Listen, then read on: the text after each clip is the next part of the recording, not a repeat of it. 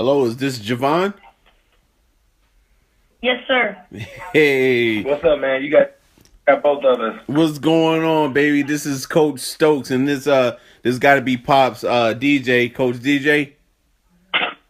Yes, sir. Hey, I welcome both of you guys. Thank you for tuning in live. This is Coach Stokes from the ring to the concrete. I got a lot of feedback about a month back ago when I was doing my dynamic duels interview with father and sons. I had to bring it back to you guys because that was like the most popular one. So I had to bring it back to you. I'm bringing you a dynamic duel straight out of Georgia.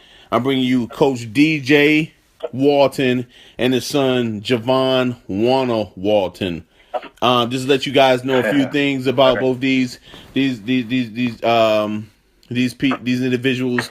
This is very near to my heart because those of you know that follow me, I have a 5-year-old son, Diesel, and Diesel is like my mini me. He wants to do everything that I want to do, and this means a lot to me because I think within the realm when it comes to being a coach, the most important person is that person that is coaching you, that person that is teaching you basically from day one how to walk, how to move, how to jab, how to step back, how to do everything that you're going to be using for the rest of your life. But most importantly, if that person is not only your coach, but he's your coach in real life, the person that brought you to this world, meaning your father, I think that's even more special. And when it comes down to it, this team is really special, man. We're talking to Javon Walton, and like I said before, his coach, his dad, DJ Walton. Javon is 10 years old, out of the state of Georgia. He's representing Team Onward Boxing. This young man is not only great when it comes to boxing, but he's handling his business within the realm of scholastic schoolwork. He's a straight A student. His sponsors are included that sponsor him are RX Smart Gear, Onward Athletics, Slep Pups, and he's also a representative for Under Armour. You guys heard that, Under Armour, and he's the only boxer when it comes to repping Under Armour. His boxing accomplishments is very big. A lot. I mean, so many.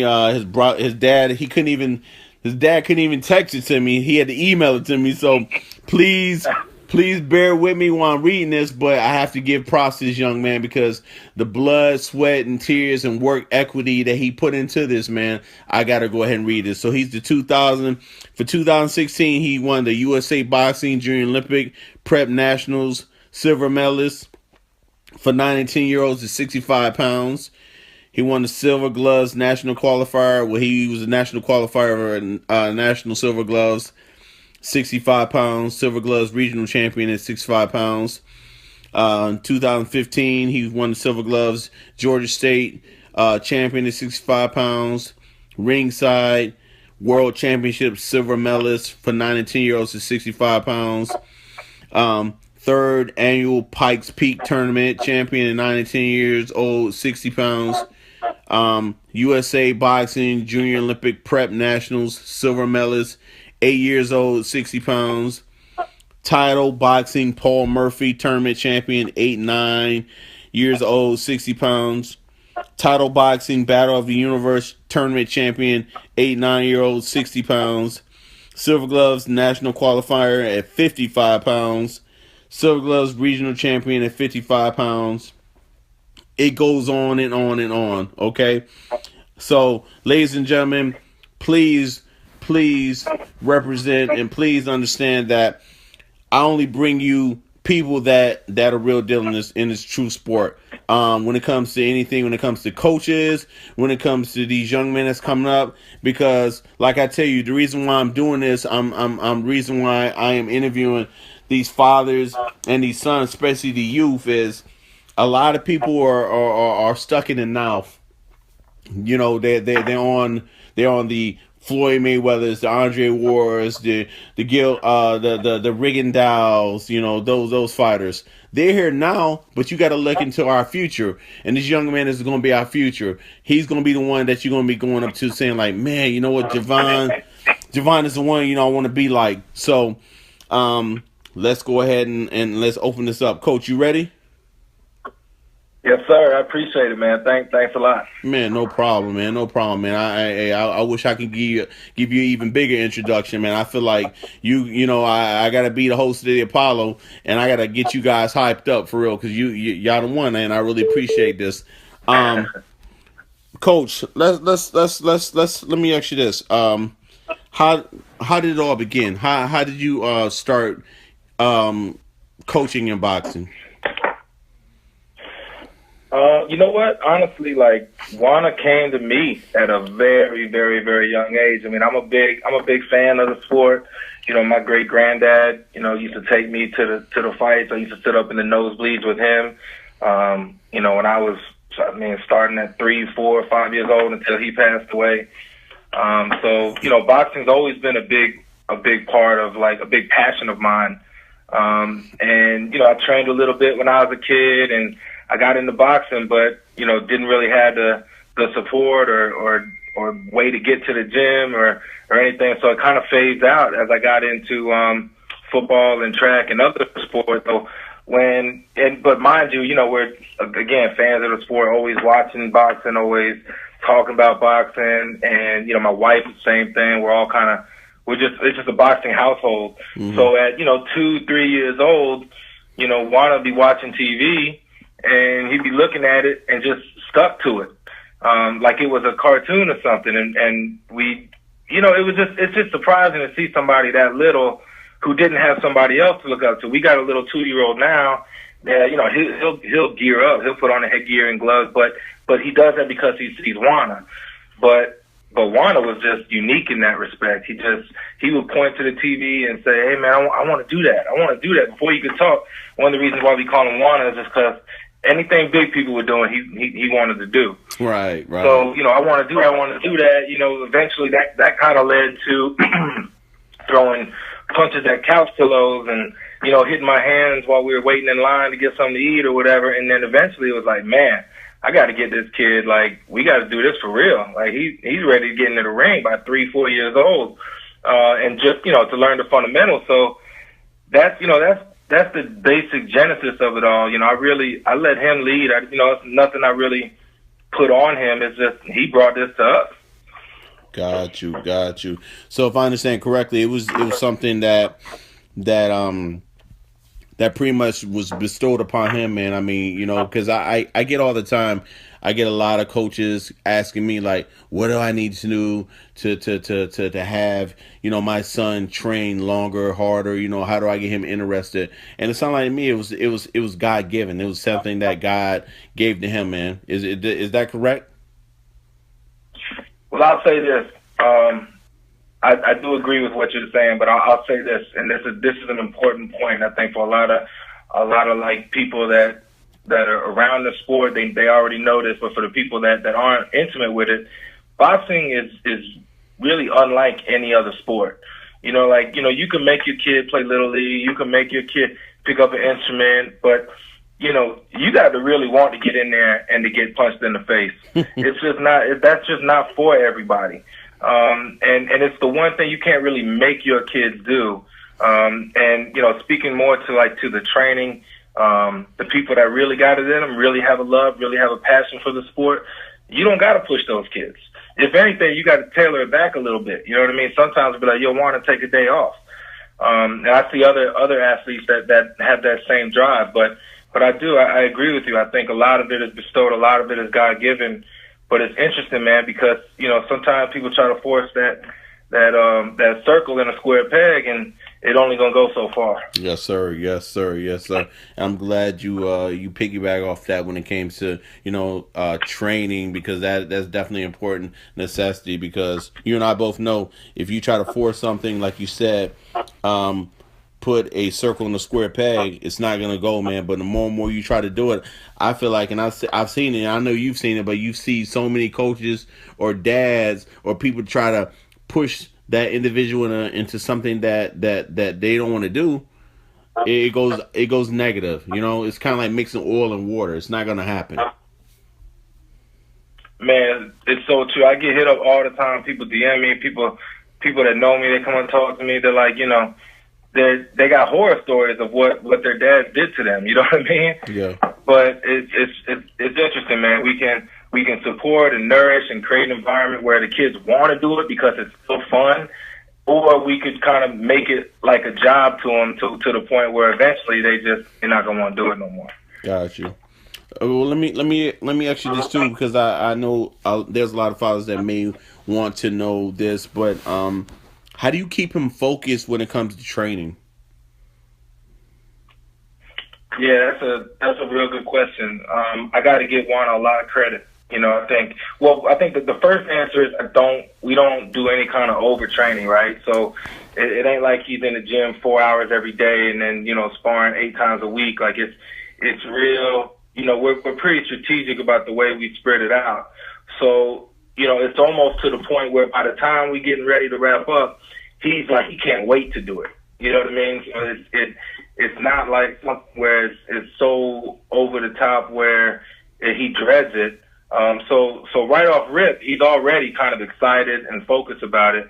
But to my earlier point, I got to give Juan so much credit because, man, he's the one that's always like, hey, can we go do this? Can we do that? What about this drill? And like finding ways to keep himself interested and in the mix. And I'm grateful that I have a good partner with Coach Travis. He'll take him sometimes and just do something totally different. So we're both. So he's not getting the same kind of training over and over and over again. So I think but on the flip side, if you can mix it up a little bit, especially for the young kids, you know what I mean. If it's not just I've been to so many gyms where they, the bell rings and they'll put a kid on a bag for 12 rounds. Right. You know what I mean? And like that, after a while, man, you do that for a couple of weeks, kids looking at you like, all right, well, what's next? Gotcha. So, I think as long as you're mixing it up, the kids that are really into it, they're going to enjoy it. So definitely you have to give them a variety of things because you and I both know, man, even an adult attention span is short in itself, but little kids, man, it's going to be really, really short. So giving him a variety of things that he can do and mixing it up. It's kind of like camouflaging it, correct? Absolutely. And then again, just to speak to the giving it some space too. You know what I mean? So that we're not overtraining. He's not in the gym every single day. And sometimes we may, this is fight week for us. So he's got to fight tomorrow. And normally, we go pretty hard in the fight week to get ready. But, maybe for cardio, we'll go out there and play a basketball game, a one-on-one game. That's his cardio for the day. You know what I mean? So it doesn't have to be so boxing focused every minute of every day too. Okay. Is little man, he right there next to you? He right here, yeah, man. Juana, how you doing, brother? Good. How about you? I'm good, man. Hey, I'm good. It's a pleasure to speak to you, brother. I mean, I see you on all your videos, man. And it's man, I thought I was gonna, hear this big, deep, strong voice, man. But then I gotta remember, man, you're only 10 years old, man. You're a big little dude, brother. And I just want to tell you, man, keep doing what you're doing, man. You are someone that has other little kids looking at you, man. I have a 5-year-old son that knows who you are, man. So I just want to tell you, man, keep doing what you're doing. But, always remember, man, you always got people watching you. So always lead the right way, okay? Thank you very much. No problem. Hey, I want to ask you a couple questions. Would that be okay, Juana? Yes, sir. So let me ask you this. When you're training with your dad or you're training in the gym, what's your favorite thing to do when you're training? My favorite thing to do when I'm training is probably to hit the mitts or something. I just like to hit whatever I got in the gym. I like to run a lot, and I like a lot of cardio stuff. Okay, okay, okay. All right. So you like hitting and miss cardio, definitely endurance thing. I did notice this. I don't want to let the cat out of the bag, but I do notice that you're a dual athlete and you do other sports, and I notice that you're very good when it comes to gymnastics. Thank you. And I had a Future Stars meet, I think around last week, and I did pretty good. I didn't make the team, but I'll get it next year. Definitely, without a doubt, without a doubt. I like hearing that. Um, in order to be a gymnast, man, you gotta be a strong, you gotta be a strong individual, man. So you're pretty strong, man. I see the what are they called, power ups. I see that you doing the rings, The muscle ups, muscle and ups. thank you very Yeah, much. yeah. Oh my goodness, how long did it take you to do those? Um, Sometimes it takes me a while, but sometimes when I'm quick with it and I'm not as sore with my arms, um, it's pretty quick. Okay, okay.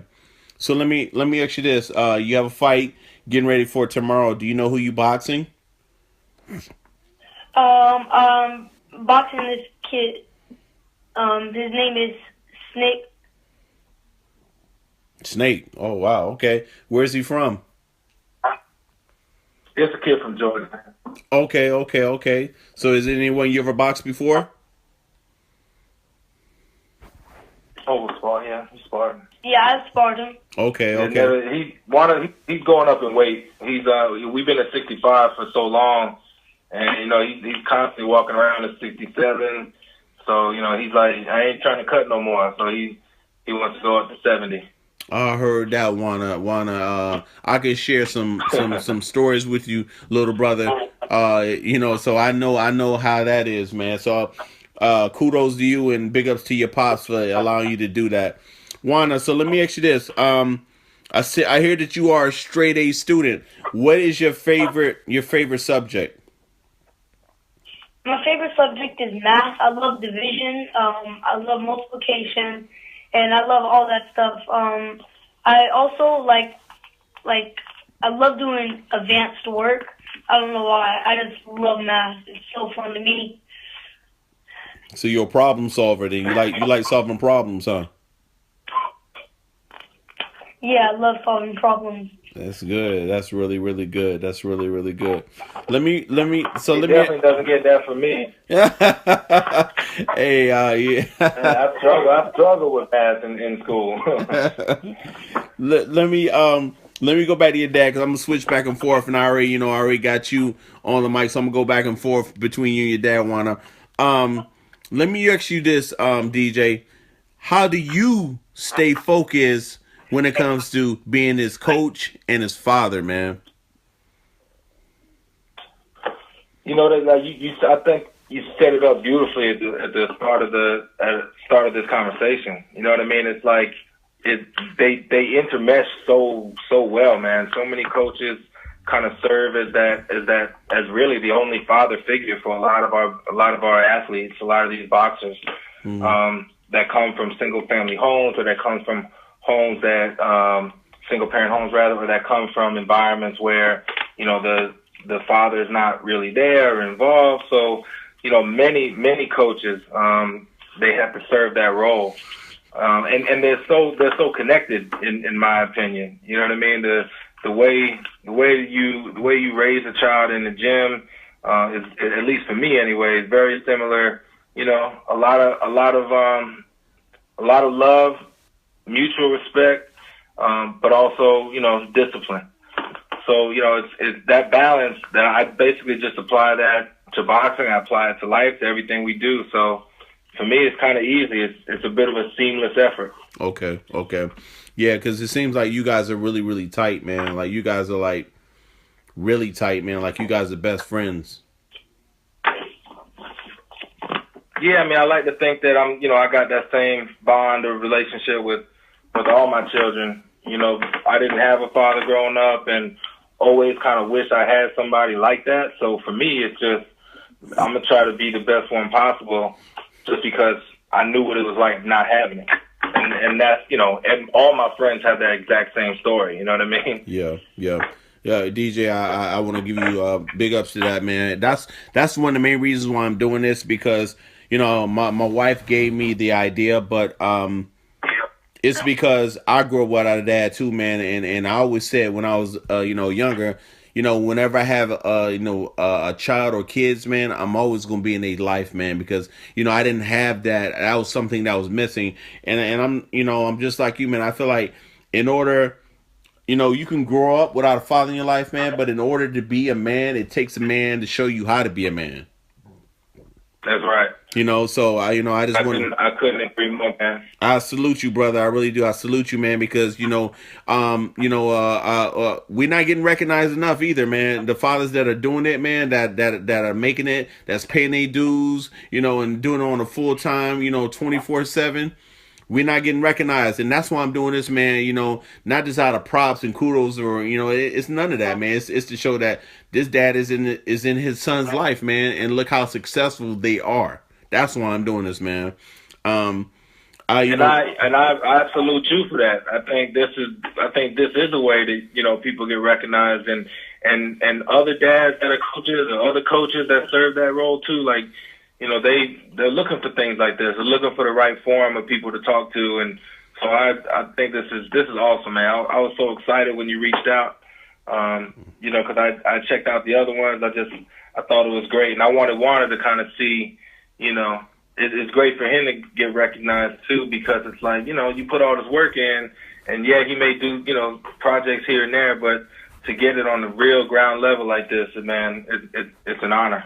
Hey, man, all I can say, man, is I got a young one, and you never know, man. One day, you never know how far they go. I mean, one might be a main event, or they might be on the same card together. I mean, the boxing world is that small. It is so true, man. So true. Hey, so let me ask you this. I asked you the last question. But I want to ask you, has there ever been a time where you felt like you shouldn't have coached him, or you shouldn't coach him?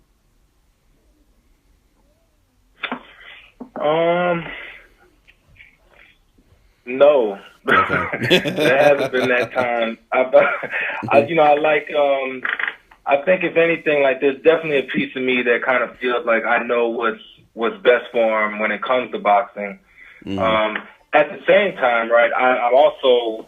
I also realized I haven't been in the game for 30 years. So, when it's that time, and if he wants to continue this and he wants to go pro, and Virgil Hunter comes out to us and says, "Hey, let me take him off your hands for a little bit," then I would absolutely consider that. But I think that's a long way from now. I think, given his where he is and his age and everything else, I feel like I'm the best person to make sure that I guide his path. And I keep him focused, and I do it out of love, and I do it because I know what's right for him. I had nothing in this game. It's not. There's no other motive there other than making sure that he's doing what he loves and that he's protected. No doubt. Coach DJ, I think if that time ever comes, man, and when it comes, you won't even need Virgil Hunter. You won't, man. You won't even need him, brother. I'm just being real with you, man. You'll be so far along, man. He's not gonna want any Virgil Hunter or anybody else, man. He's gonna want you. So just that's facts. Over everything that I see, and I study, how you guys bond and your training. That's not even a mere factor. Let me ask you about training, man, because I watch your training videos. I love the things that you do with him when it comes to with the pass, hitting the noodles. I even seen drills. You have him on a tire. He's in the pass. Keeping his balance and everything together. How do you come up with these certain training regiments? Is it things that you make up, things that he tell you he wants to do? Or something you do on a spot, or things you've learned over the years. How do you come up with your unique training? So the best thing, I definitely do some of the old kind of, the standard, boxing preparation stuff that most coaches do. But the things that are more unique I've let his shortcomings guide how we're gonna train that, right? So if I'm noticing, so like the tire thing came just because, man, when he first started, he was just flying all around the ring. I mean, he would throw a punch and be so far off his heels or toes that he would just fall. And I'm like, man, you looking crazy to these judges now, man. Like, if this dude just barely touches you with a punch and you flying all around the ring, that don't look good. So that's when the tire thing came. I was like, I really started using that to get his balance right. Because gymnastics gives him tremendous upper body strength, but they don't really focus on lower body. So it was, he had all the power upstairs, but, the foundation was what's first and foremost. So that's where the tire thing came from, the hit sticks or the noodles. I saw some people like really doing it crazy. Honestly, I don't remember where I saw it, but like I saw somebody training and they were using it almost like to kind of like to hit the gloves before they would throw a punch. It was more like a blocking drill. So I really incorporated the hit sticks because his head movement wasn't great in the beginning. So it was really all about looking like, all right, watching sparring, evaluating what are the things that you need to build up, and then I'll apply that in the training and come up with ways to better whatever that shortcoming was. Got you. And I'm a fan of it, man, because like I'm gonna have Diesel doing that today. He's gonna be on the tire, and he's looking forward to even doing it. So I just want to let you know, man. With our lingo, man, I bit that from you, so I just want to let you know that. No, that's what's up, man. That's what we gotta do, man. We take from when we see something good. I mean, look, man, we should all be trying to help each other. When I see someone doing something great, I'm like, I'm gonna pull that too, and then I will give you something he may not like. So there's gotta be a penalty for coming off that tire or stepping in the middle. So we do push-ups. No doubt. If you falling off that tire because you don't have your feet right, you owe me some. So I'll give that little tidbit to you. I like that, man. We already done using the ladder with the jab, man, and I see one. Oh, the jab ladder. Oh yeah, you be killing them with it, baby. You be killing them with it. He can't stand that. I don't enjoy it. That's one thing he does not like. He does not like the jab ladder. Hey, but it's beautiful, man, because he's gonna be on point, man. When he get in there, man, he's gonna be on point. His movement, his bouncing. I love it, man. I love it. So Diesel is like he loving it now, but it's gonna come to a point. The longer he does it, he's gonna be just like Juana, like, Dad, we really gotta do this. Right. Yeah, man. That thing is key, and that came when we were at a Canelo media day, and Oscar De La Hoya.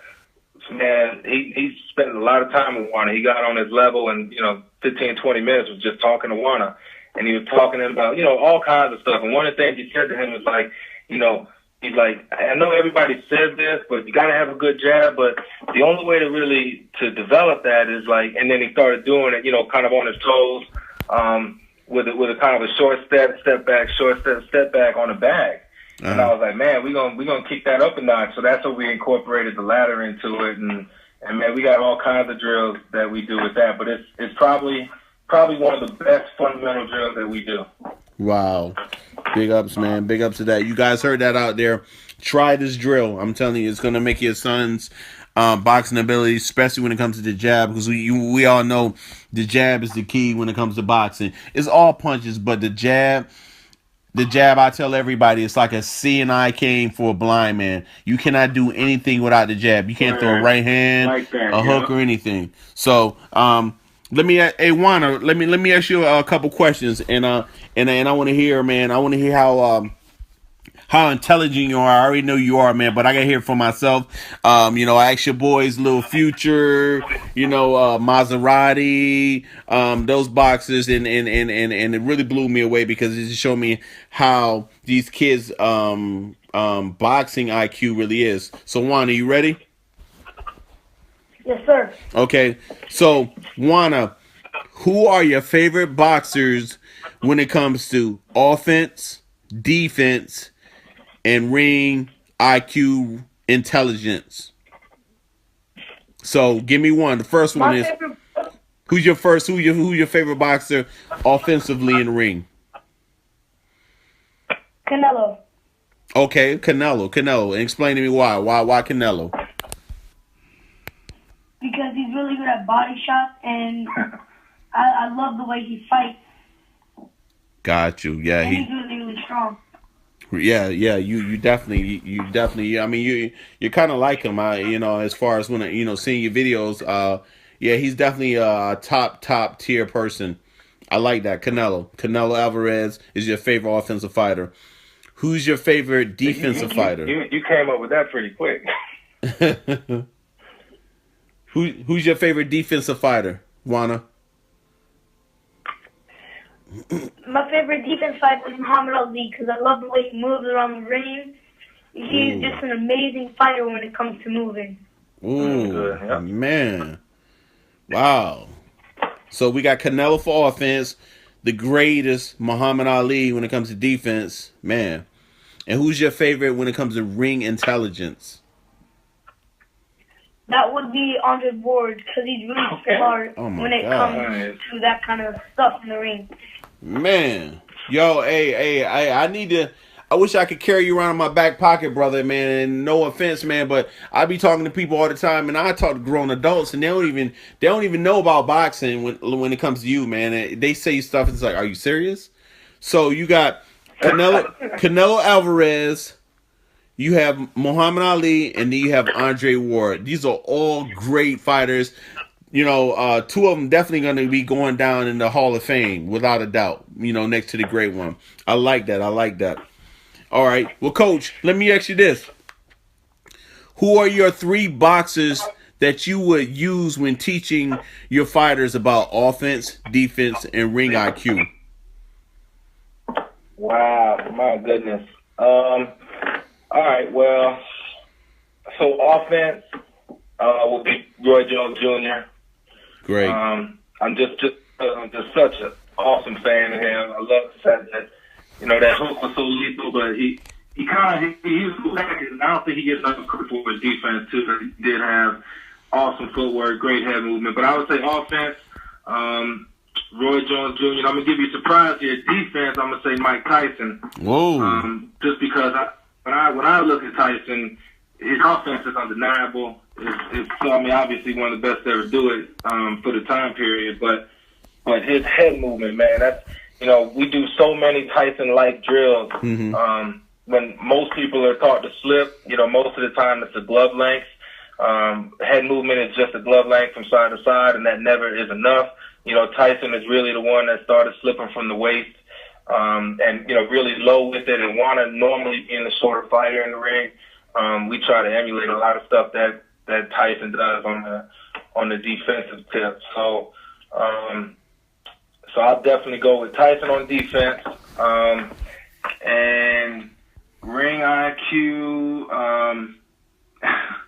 what I'm gonna say? I'm gonna say either Julio Cesar Chavez or I'm gonna say Pernell Whitaker. I feel like those cats knew every inch of the ring, knew how to use it against their opponent, were just monsters in the game. And just really enjoy fighting. I'd also throw Pernell in there for defense as well. That dude was real tough to hit. Yeah, I agree with you. People talk about and nothing wrong with whoever you want to pick is whoever you want to pick. But a lot of the youth love doing the shoulder roll, and that's that. I'm gonna say that for another interview between you and me, Coach. But you and I both know everybody cannot do the shoulder roll. You know what I'm saying? Everybody should not be permitted to do the shoulder roll. But I tell people, they always say, Floyd shoulder roll. I'm like, Floyd does not have the best shoulder roll in my opinion. In my opinion, the best shoulder roll ever in the game to me was James Toney. That's my personal opinion. James Toney back in the day, and he didn't have to move. He could stay in front of you. But getting back to Pernell, oh my gosh, his defense, he would clown people, and you couldn't even hit him, man. No, man, there's so many. Like, if you just look at his I tell your viewership, man, go look at his highlights if you're not up on him, or if you got a young kid and you're trying to put him up on him. I mean, it's like he had a rubber waist sometimes, man. It was like his body movements were just so unorthodox, but yet so under control too, man. It's just he was a special fighter. Yeah, man, definitely, without a doubt. You guys heard that from Coach DJ. Check these fighters out because his son, he's coming, man. And if you haven't watched, but go check out his his videos and how he trains them, because he's definitely going to be somebody to wrestle with. You're going to have to tangle with. And you heard it live here. I mean, I'm honored to even get this interview with him at 10 years old, for real.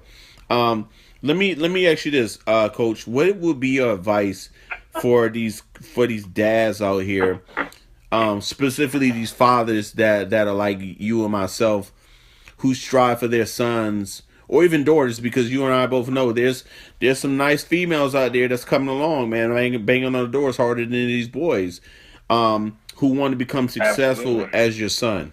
What would be your advice? I would say to make sure that it's really what they want to do. Just going back to what we talked about earlier, once you identify that, and that's a step that some people leave out, you know what I mean? But once you've identified that this is really what they want to do, I think the best advice I can give is like have them create what their goals are. Because if they tell you, look, I want to be a national champion, then it's easy to backtrack from that and say, all right, if you want to be a national champion, this is what it's going to take. It's not going to be easy. There's going to be some days you're not going to like it. You might cry. You might this. But if they're working towards a goal that they set, they're going to be more likely, in my opinion, to push through than it's just you telling them what to do.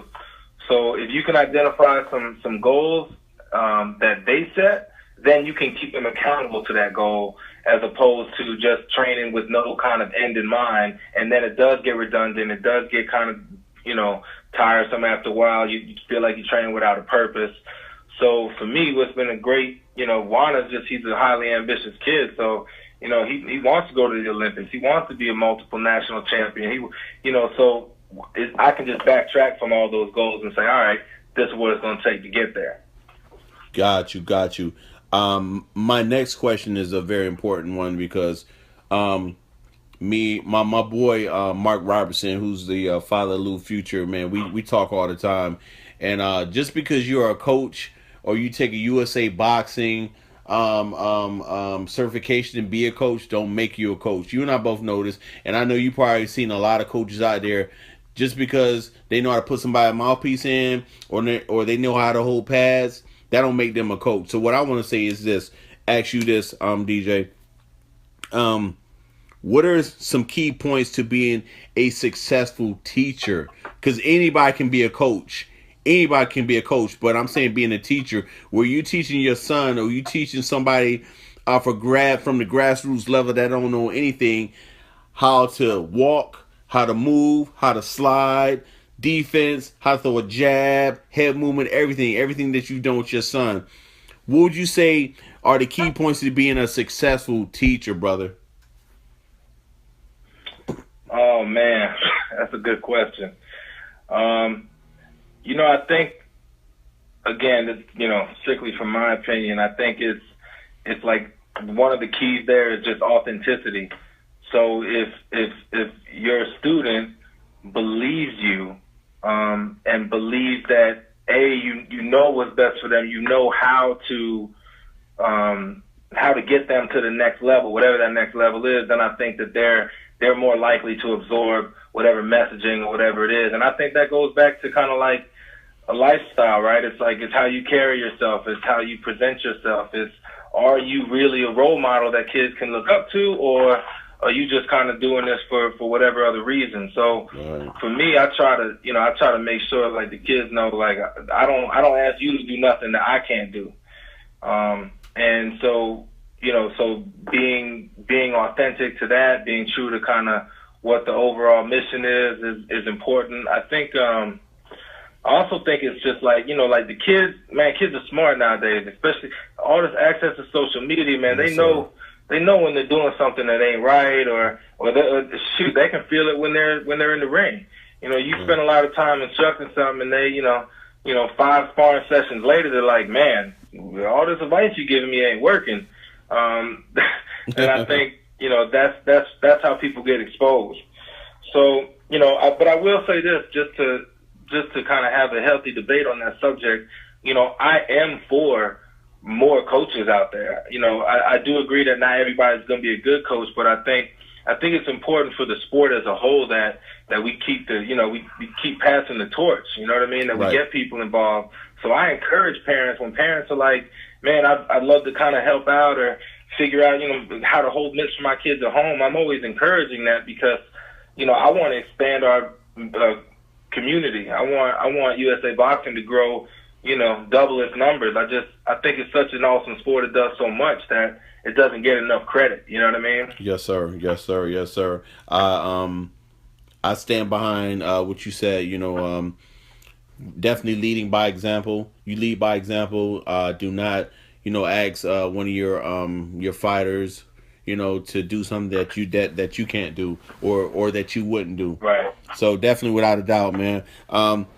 Javon, hey, I got a couple more questions before we wrap up. You ready to answer? Yes, sir. Okay. Hey, Javon, what are your goals in the sport of boxing? For example, do you see yourself going to the Olympics? Maybe turning professional? Maybe being a teacher or a coach one day like your dad? What are your goals in the sport of boxing? So, my goals for the sport of boxing is I want to become a national champion. Then I want to win gold. And then I want to turn pro. And I want to win the WBC. And I want to become one of the best boxers of all time. And I also want to carry that down and be a coach right after that. I love it, man. I love it. It's so genuine, man. I love it, Coach DJ. Man, 'cause kids, man, they honest, man. They don't lie. You know what I'm saying? I love it. So yeah, you're right. You want to run the gauntlet? I love that, man. I love that. Okay, Javon, let me ask you this then. Your advice for young fighters. So, for example, my son Diesel. He's coming up. He's watching these videos. He's watching you. He's watching everybody else. What would be your advice to young fighters training to be the best in the sport of boxing, Javon? My advice for fighters that are just getting into boxing and that are still, around my age, fundamentals is the best part, is the way to get really clean, really sharp, and then working head movement, working all that kind of stuff, working your jab, working burnouts, and working footwork. Uh-huh. That would all be a great idea to start for boxing. So let me ask you this. I just want you to give me an example. I bring my son down there to Georgia. We visited, so I bring him to train with you and your dad, and I'm like, hey, I want you to work on this head movement because you said your dad said you work with your head movement. Your head movement is really good. Now, could you work with Diesel on head movement? What's one of the things you would have him do?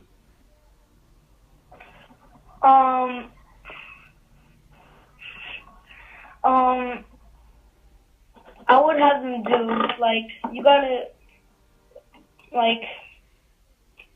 you gotta get, a bag, right? Uh-huh. Use, noodles or something, and while they're punching, making sure their hands come back and rolling, and getting underneath it, slipping, and always working, let's say on the bag, 30 seconds straight of, going all the way down.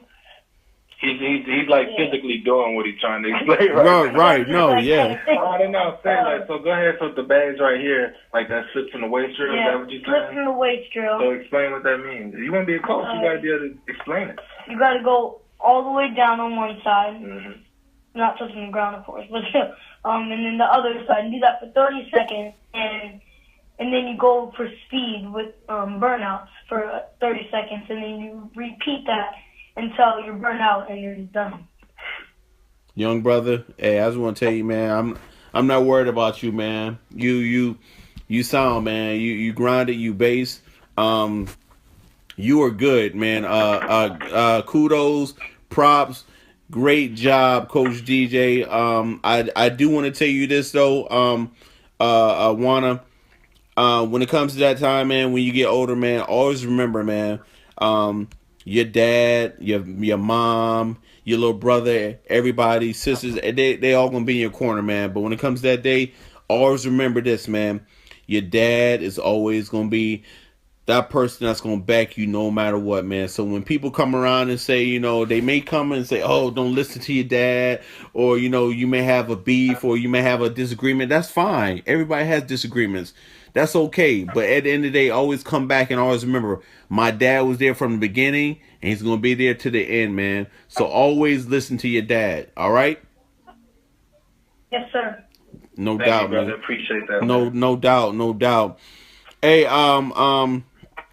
DJ, I want to ask you just one last question before we conclude, man. How do you want your father and son team to be remembered in the sport of boxing? Oh wow! I'd like to say that what's most important for me is that we are achieving everything that we set out to do. So if it's in the amateur ranks, I'd like us to excel to the highest level with the Olympics, and then if we continue on to the pro, I want to collect every belt there is. So for us, I'd like to be. I mean, of course, I like being liked. I think that's cool for people to appreciate what y'all do. But at the end of the day, what's most important is the success that we'll actually have. So I'd love to be remembered as a duo that started from the ground up and went all the way. And we did it with integrity, and we did it the right way. And yeah, I think that's a really good question. Don't ever answer that, but I like that question. No doubt, no doubt. Yeah, Juana, you can you answer that question? How do you want your father and son, you and your dad's legacy to be remembered in boxing? I want it to be remembered as me and him always working side by side for every fight, everything, because I love when he trains me, and I want him to be the only person that always trains me. Word up, man. And you know what? I love that, man. Ladies and gentlemen, thank you for tuning in today for Dynamic Duels. Straight from Georgia, Coach DJ Walton and his son Javon Walton. Like I said before, I'm bringing it to you live, raw, and uncut. They come in hard. How this father, I just love the passion that he has for his son and how he would do anything for his son.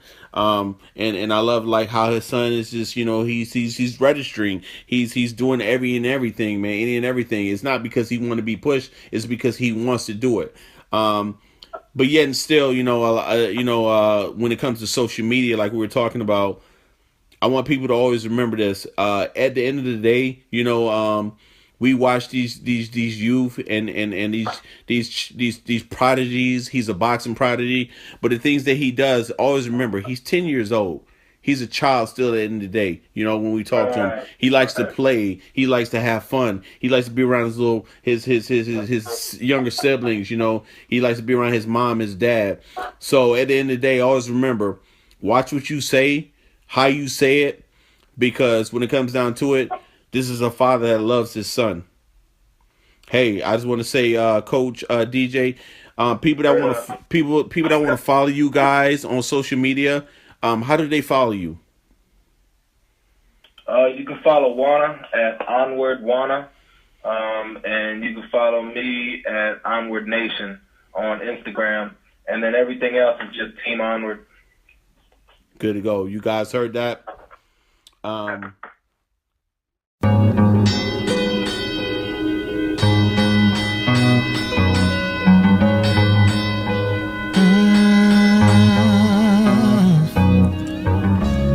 You gon' remember my name, Raw Sports Box. You gon' remember my name. Future pugilistic linguistics. This is more than a sweet science, it's logistics. Take Muhammad Ali, Mike Tyson and mix it. Add some Mayweather and Pacquiao for the swiftness. Then we flash forward to the present with Danny and Steven, the Grandy twins, giving us a future to believe in, so you can witness all the hard work to go to achieving all of your dreams. Then you get title fighter.